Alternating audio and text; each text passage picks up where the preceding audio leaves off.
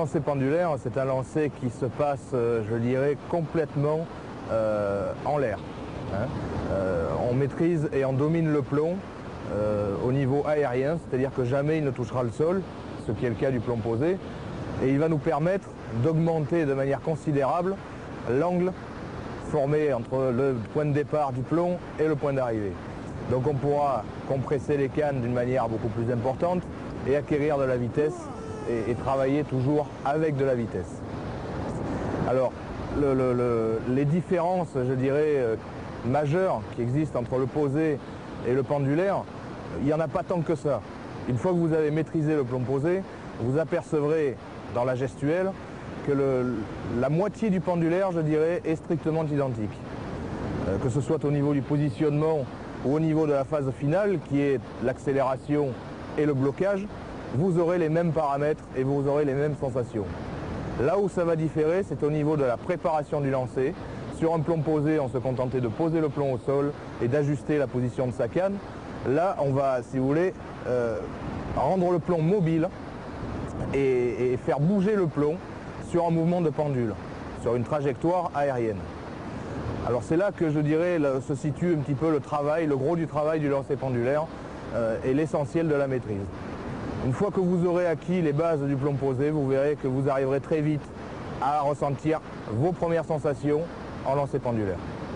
Alors ce que je vous propose, c'est qu'on regarde d'une part, premièrement, un premier lancer pendulaire, afin que vous vous fassiez une idée générale de la gestuelle, et puis après nous reviendrons en détail sur chacun des points essentiels de la technique. Parfait.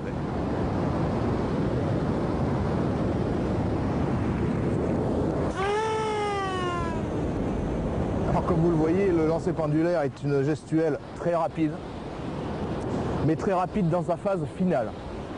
C'est-à-dire qu'elle permet de comprimer la canne, elle permet d'atteindre le point dur du blanc très rapidement.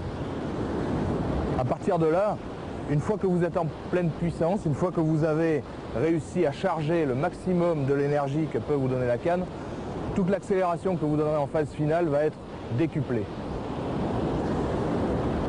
Alors la préparation du geste, c'est-à-dire la mise en place du plomb en phase finale, c'est-à-dire derrière moi, vous l'avez vu monter très haut, cette préparation et cette mise en place va conditionner tout le reste du lancer.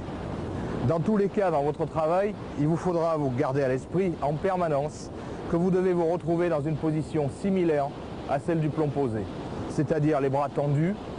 À partir du moment où vous allez commencer à voir votre cible, vous devrez avoir les bras tendus.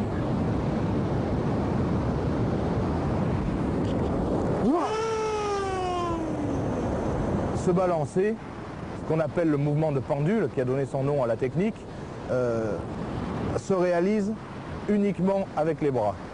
C'est un jeu mécanique relativement simple qui va consister à donner une impulsion au plomb. Comme vous voyez ici, je n'ai que le bras gauche qui travaille. Il faut surtout éviter d'envoyer le plomb avec le bras droit. Pourquoi? Parce que l'impulsion est dominée de manière moindre et on ne peut pas, si vous voulez, on ne peut pas donner une courbe régulière et progressive à son plomb. Donc gardez toujours à l'esprit mouvement, impulsion, bras gauche, impulsion, bras gauche. C'est la clé essentielle du lancer pendulaire.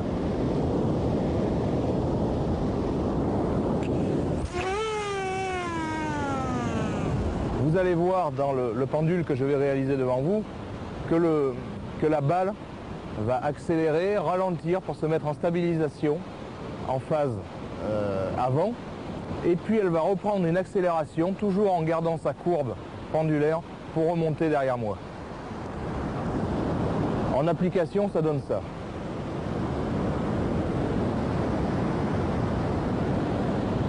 De la même manière, dans la phase arrière de la montée du plomb, celui-ci va se stabiliser. Et vous verrez que c'est un enchaînement, c'est à partir de ce moment-là qu'on va enchaîner la rotation pour finir sur la gestuelle du plomb posé. Avant d'entamer la rotation pendulaire, à proprement dit, un dernier petit conseil pour le balancer, il vous faudra toujours garder votre ligne tendue. Le plomb ne doit jamais se détendre, la ligne pardon, ne doit jamais se détendre et vous devez toujours garder le plomb en contact avec votre canne.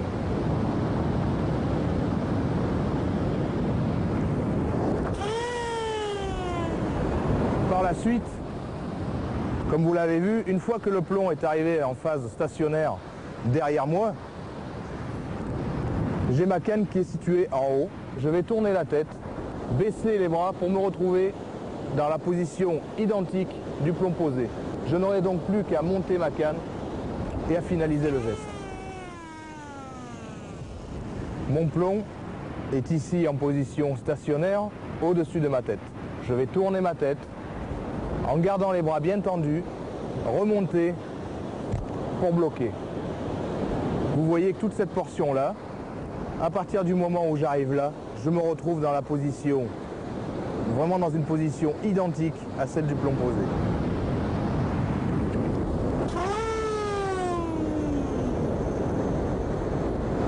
L'important est de ne pas aller trop vite dans la phase initiale du lancer, dans la phase initiale de la rotation.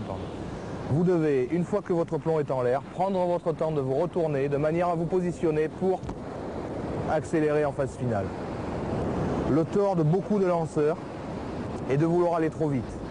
Sachez qu'en travaillant avec des cannes à répartition, qui sont des cannes très dures au talon, si vous allez beaucoup trop vite au départ de votre rotation, vous allez vous retrouver dans une position instable, vous allez vous faire mal au dos et vous n'arriverez pas à profiter de la puissance emmagasinée dans la canne.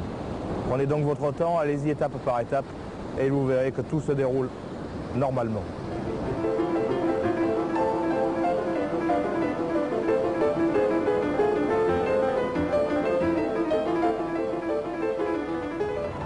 Bien, maintenant vous savez tout ou presque sur le pendulaire. Avec de l'entraînement, vous allez arriver aux alentours des 200 mètres. Simplement, Denis, un petit conseil avant de nous quitter.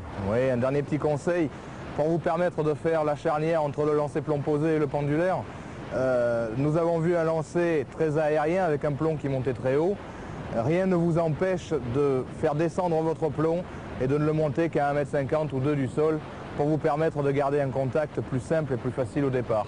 Peu à peu, vous pourrez le faire monter bien au-dessus.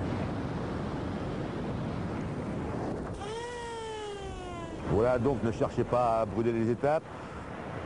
Prenez votre temps, entraînez-vous et puis rendez-vous pour une prochaine cassette sur la pêche, ici même je pense. Maintenant, à bientôt. Au revoir.